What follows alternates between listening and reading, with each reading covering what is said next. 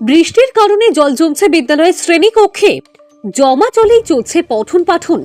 বিদ্যালয়ে আসার রাস্তাতেও জল জমার কারণে রীতিমতো অসুবিধায় বিদ্যালয়ের শিক্ষক শিক্ষিকা এবং ছাত্রছাত্রীদের। নদিয়ার কৃষ্ণগঞ্জ ব্লকের চৌগাছা গাজনতলার প্রাথমিক বিদ্যালয়ে হাঁটু জল।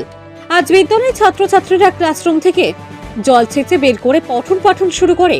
ক্লাসরুমের মধ্যে জল থাকায় জমা জলেই চলছে ক্লাস। শুধু তাই নয়, ক্লাসরুমে জল থাকার কারণে একই ঘরে চলে তিনটি আলাদা শ্রেণীর ক্লাস। এই ঘটনা একদিনের নয়, দীর্ঘদিন ধরে এই সমস্যার সম্মুখীন স্কুলের ছাত্রছাত্রী থেকে শিক্ষক শিক্ষিকারাও। যদিও বর্ষার কারণে অল্প বৃষ্টিতেই ক্লাসরুমে জল ঢোকায় রীতিমতো অসুবিধার সম্মুখীন হচ্ছে সবাই। তবে শুধু বিদ্যালয়ের শ্রেণীকক্ষে না, বিদ্যালয়ে আসার রাস্তাতেও জল জমার কারণে জল পায়ই বিদ্যালয়ে আসতে হয় ছাত্রছাত্রীদের। রাস্তায় দীর্ঘদিন জল জমে থাকার কারণে চর্মরোগ হওয়ার আশঙ্কাও দেখা যাচ্ছে। তবে বিদ্যালয়ের ছাত্রছাত্রীদের অভিভাবকেরাও এই জল যন্ত্রণার কথা স্বীকার করেছেন। যদিও এই বিষয়ে বিদ্যালয়ের প্রধান শিক্ষক শুভেন্দু মন্ডল জানান, তিনি এই অসুবিধার কথা স্থানীয় বিডিও অফিসেও জানিয়েছেন। সুরাহা হয়নি, জানিয়েছেন এসআই অফিসেও। তবে তারা জানিয়েছেন যত তাড়াতাড়ি সম্ভব সমস্যা মেটানোর ব্যবস্থা করা হবে। যদিও এই বিষয়ে কৃষ্ণগঞ্জের বিডিও সৌগত সাহা জানিয়েছেন, ঘটনাটা সত্যি, তবে আমরা পরিকল্পনা করছি যত দ্রুত সম্ভব এর সমস্যার সমাধান করার। তবে আগামী দিনে এই সমস্যা যাতে না হয় তার জন্য পরিকল্পনা নেওয়া হয়েছে। তবে এখন বৃষ্টির কারণে কাজ করা সম্ভব হচ্ছে না, তবে বৃষ্টি কমলেই কাজ শুরু হবে। এখন দেখার কবে এই সমস্যার হাত থেকে নিস্তার পায় ছাত্রছাত্রী এবং শিক্ষকরা। আমাদের স্কুলে এসেই জল পরিষ্কার করতে হয়, আবার ক্লাসের ভেতরে জল ঢুকে যায়, আবার স্যার ম্যামরা ভিজে ভিজে স্কুলে আসে, আবার জ্বর আসে পরিষ্কার করতে গেলে। আবার এই ক্লাসের ভেতরে জল ঢুকে যায়, আমরা ক্লাস করতে হয়, আমরা ক্লাসের ভেতরে খেলা করি, ক্লাসের ভেতরে খেলা করি। তোমাদের কি চাচ্ছ তোমরা? আমাদের স্কুলের ভেতরে জল না ঢুকে তাই চাচ্ছি। তোমার নাম? রাজদীপ বাগ। কিসে পড়ো তুমি? করে মোটামুটি করে নেওয়া হয়, তারপরে আমরা প্রার্থনা সঙ্গীত করে তারপরে ক্লাস শুরু করি।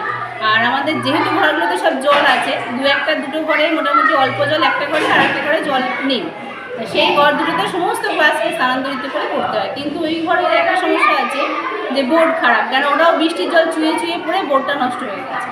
তাই একটু অবশ্যই আমাদের বোর্ড দিয়ে কাজ চালানো হয়, এভাবে চলছে। রোজ আমাদের ওই জল ফেলে স্কুল শুরু হচ্ছে, আবার তারপরে জল আবার উঠে যাচ্ছে। এটা একটা সমস্যা, এখনো সেভাবে কিছু সুরাহা হচ্ছে না। আপনাকে তো দেখলাম আপনি হাঁটু জলের মধ্যে দাঁড়িয়ে দাঁড়িয়ে ক্লাস করছেন। হ্যাঁ, সে আমাদের করতেই হবে, কিছু করা থাকে না। একসাথে সবাইকে রাখলে ক্লাস করানো খুব মুশকিল হয়ে যায়। সেই জন্য আমাদের ঘর তো লাগবে, 3টেই রুম আমাদের। আর তার মধ্যে 2টো রুমে তো জল রয়েছে, অফিস রুমে রয়েছে, এই ঘরটাতেও জল রয়েছে, আর একটা রুম শুধু ফাঁকা। সেই জন্য আমাদের করাতেই হয়, ক্লাসের সমস্ত কিছু জলের মধ্যেই করতে হয়। কি চাইছেন? চাইছি তো অবশ্যই এটা একটা কোনো ব্যবস্থা হবে, সরকার এসে আমরা জানিয়েছি, এসে দেখুক কীভাবে কী ব্যবস্থা করা যায়। আমরা বলেওছি যে এভাবে করুন, বা না হলে আমাদের ওপরে একটা ঘর করে দেওয়ার ব্যবস্থা করুন। তা আসলে বলা হয়েছে, যদি ব্যবস্থা না নেয় তখন তো আমাদের সত্যিই খুব মুশকিল। কারণ আমাদের বিভিন্ন ছাত্রছাত্রীদের অভিভাবকরা এসে আমাদেরকে বলে যে বাচ্চা আজকে জলে পড়ে গেল, আজকে এই ভিজে গেছে, কালকে জ্বর এসেছে, এই জন্যে স্কুল কামায়, ওই জন্যে আসছে না। এটা চলতেই থাকে। আপনার নাম? আমার প্রিয়াঙ্কি খাঁ।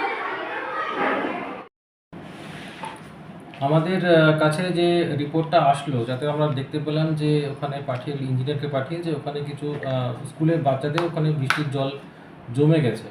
তো আমরা এটা পরিকল্পনা করছি, আর আমরা চেষ্টা করছি যাতে জলটাকে বের করে দেওয়া যায় পাম্প সেট বা কিছু লাগিয়ে। স্যার, ওই চৌগাছা প্রাথমিক বিদ্যালয়ের ক্লাসরুমের মধ্যে হাঁটু জল, সেখানে ছাত্রছাত্রী দাঁড়িয়ে ক্লাস করছে।